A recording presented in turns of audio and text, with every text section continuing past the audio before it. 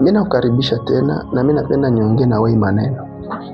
Maisha ya mtumishi ya kusema mtu aimetrize c'est très difficile. Ni vigumu sana. Batu mingi wanazania kwenda kwa masomo za Biblia ndio kuwa mtumishi. Hapana.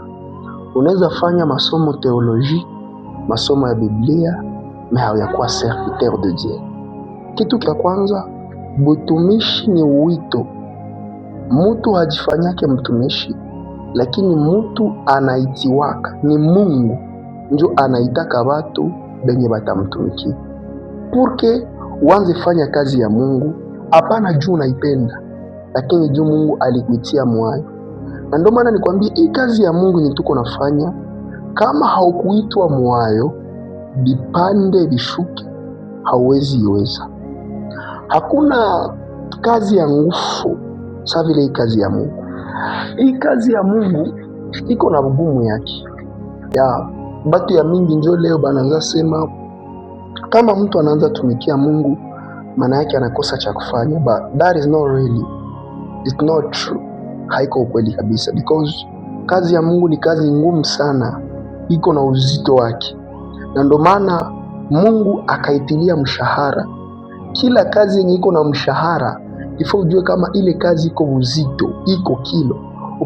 Ukisoma Rome 4:4 maandiko yanasema kwamba kwa mtu afanyaye kazi, kwa kila mwenye anafanya kazi, mshahara wake haihesabiwi kuwa neema, lakini ni deni. Combien de fois sasa kwa watu wenye wanatumikia Mungu. Let me assure you that the work of God iko na uzito wake, na batu benye Mungu aliita juu ya ile kazi ndio benye bataiweza.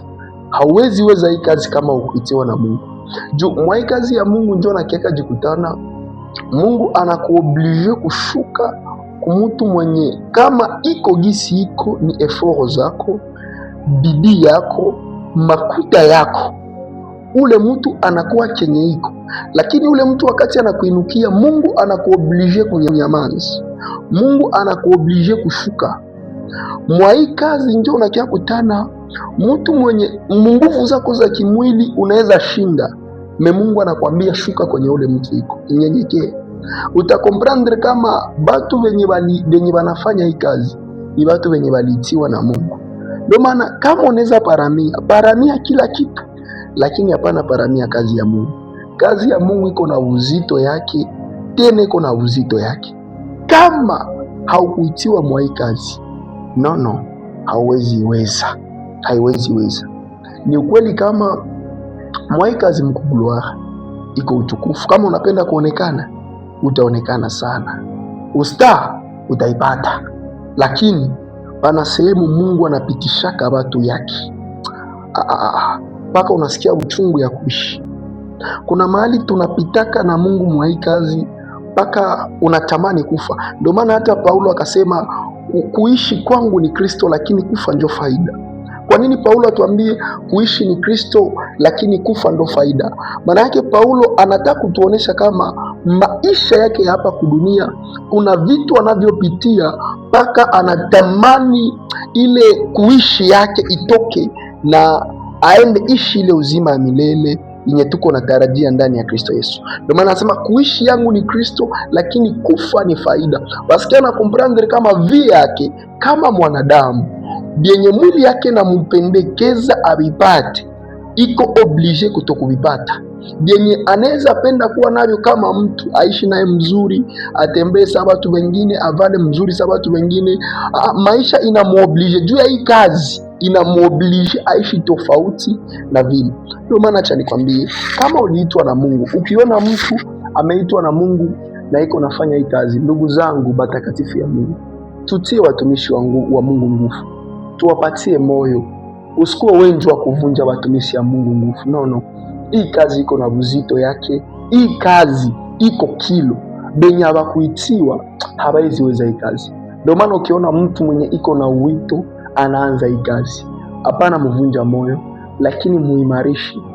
Mwambie hata maneno yenye tamtia nguvu ya kumwambia hongera. Maana hii kazi kama haukuitwa na Mungu hauwezi weza. Mungu akusaidie sana, na Mungu atie watumishi wake nguvu. Batumishi ya Mungu wanapitia vitu mingi.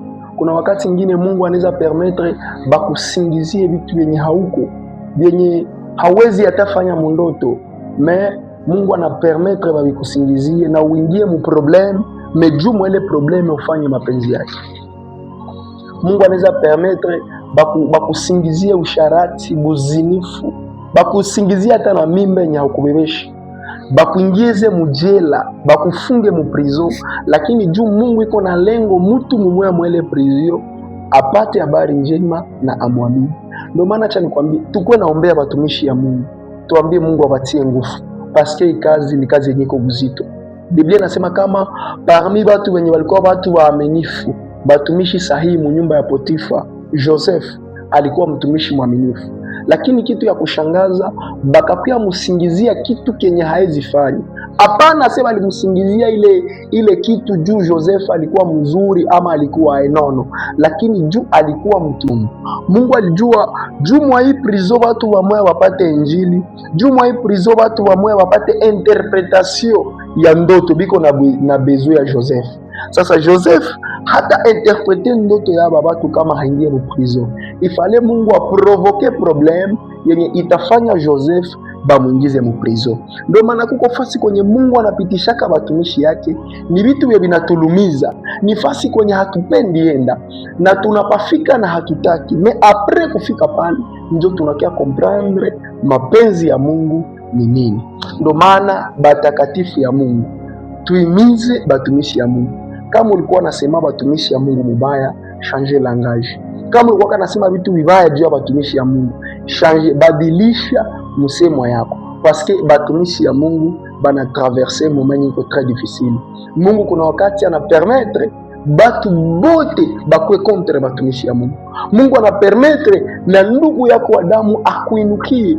Biblia inasema kama Miriam na wandugu za Musa, boye ndio walikuwa bakwanza, walikuwa bandugu yake na Musa, me banamuinukia, banaanza sema Musa vibaya, banaanza mpiga vita. Unaweza kutana huko mtumishi wa Mungu nazala mtoto, lakini Mungu anapermettre ule mtoto wako ndio mwakuinuki. Ndio maana batumishi ya Mungu maisha yabo ya kimwili ya kiroho yote yanatokana na Mungu. Bingine vitu Mungu atawapitisha ndani juu ya kutaka ongea na taifa yake, juu ya kutaka fundisha watu yake. Ndio maana kama ni kutaka kuomba, tuombee batumishi ya Mungu. Mungu ajaze batumishi ya Mungu nguvu. Na maombi yangu hii wakati mimi naomba katika jina la Yesu, Mungu azidishie watumishi ya Mungu nguvu, atuongezee bidii na atupatie moyo mkubwa zaidi, atuwezeshe kunyenyekea na kukubali mapenzi yake kutendeka katika maisha yetu. Katika jina la Yesu Kristo I pray. Mungu akubariki wewe mwenye kunanifuata. Amen.